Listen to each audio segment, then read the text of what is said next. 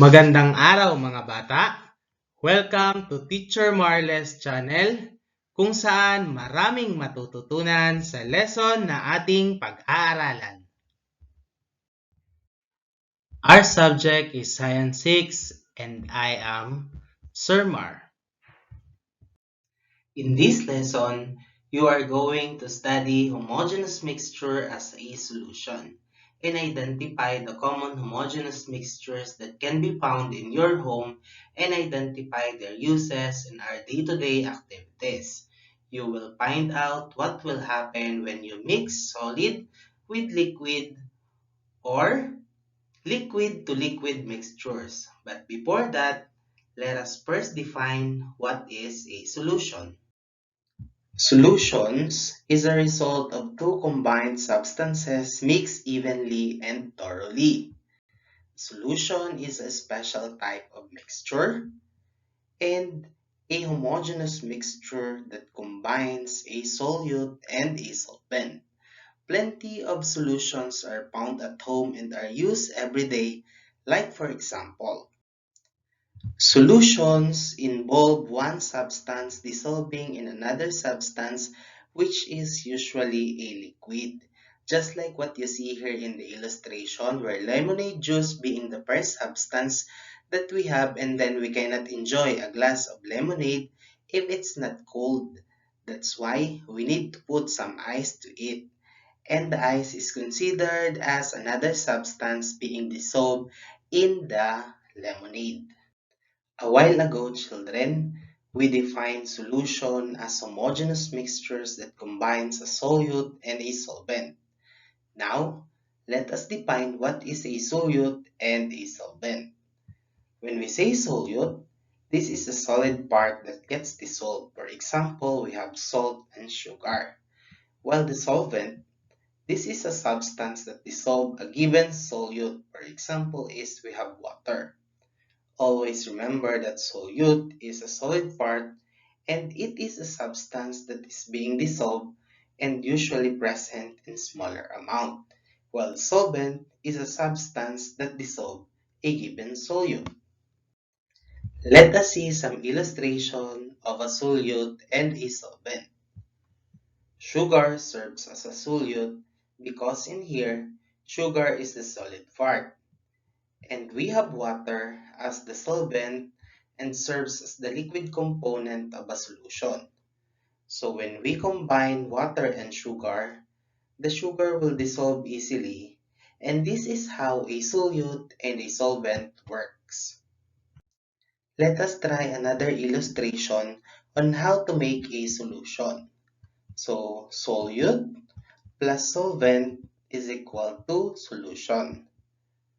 So solute, we have sugar plus solvent, water, is equal to sugar solution.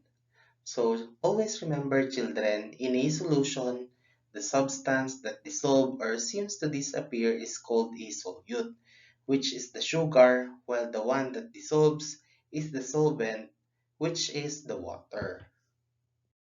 As you observe, children, water is the most common solvent we have in our examples of solutions. It's because water is called the universal solvent because it can dissolve more substances than any other liquid. This is important to every living things on earth. However, sugar, sodium chloride are all substances that dissolve in water, while oil, fats, and certain organic solvents do not dissolve in water. It's because they are considered as hydrophobic. Okay, so class, you already know how a solution works and what are the solute and a solvent to form a solution. So let us proceed with solubility. What is solubility? We can measure how easily a solute will dissolve in a certain solvent, and this measurement is called solubility. So there are two types of solubility. Number one, we have high solubility and low solubility. In high solubility, The solute dissolves quickly and easily. Example is salt in water. While in low solubility, the solute does not dissolve easily. Example is sand in water. Meaning to say, class, when a solute dissolves in liquid or in a solvent at the right time and right temperature, which means the higher the temperature, the faster a solute can be dissolved in a solvent. So class, aside from identifying the solution and the different substance that forms a solution, such as solvent and solute, there are some factors that affects the solubility of a substance. Let us identify each one of them. Factors that affect the solubility. Number 1, stirring. Number 2, temperature. Number 3, size of particles. Number 4, miscible. And number 5, immiscible. So let us first discuss stirring. But before we do that, let us solve this problem story. So yesterday, I made 2 glasses of pineapple juice. I forgot to stir the glass of juice for my mother. She said that it tastes unsweetened. Why do you think that the juice for my mother is unsweetened? Let us see and tell me later what factors affects the solubility of this unsweetened pineapple juice. Stirring. It is a manner of mixing the solute to dissolve in a solvent using a spoon or a mixing object. Solutes dissolve faster when it is evenly mixed in the water. Let us see the illustration. So in this illustration, we have stirring rod, beaker, and the salt particles.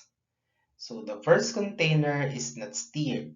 You can see those substances floating, while the second one, as you can see, absolutely no substance floating. And if you continue stirring it, all the substance is being mixed up.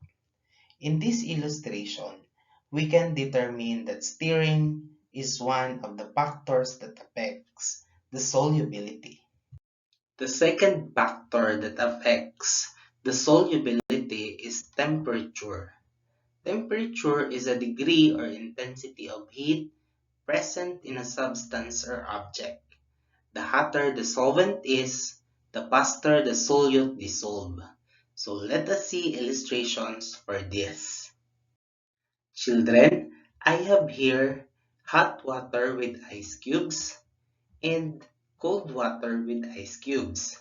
In these two containers, if we apply the factors of solubility and temperature, which of these two containers can melt the ice cubes faster? Very good, children.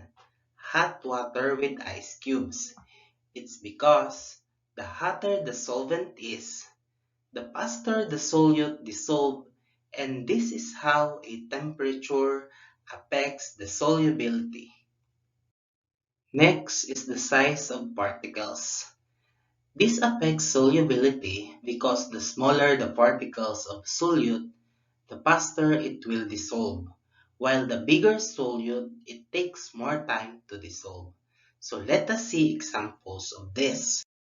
I have here hot water added with sugar cubes and hot water added with refined sugar. So which of these two mixtures will dissolve faster?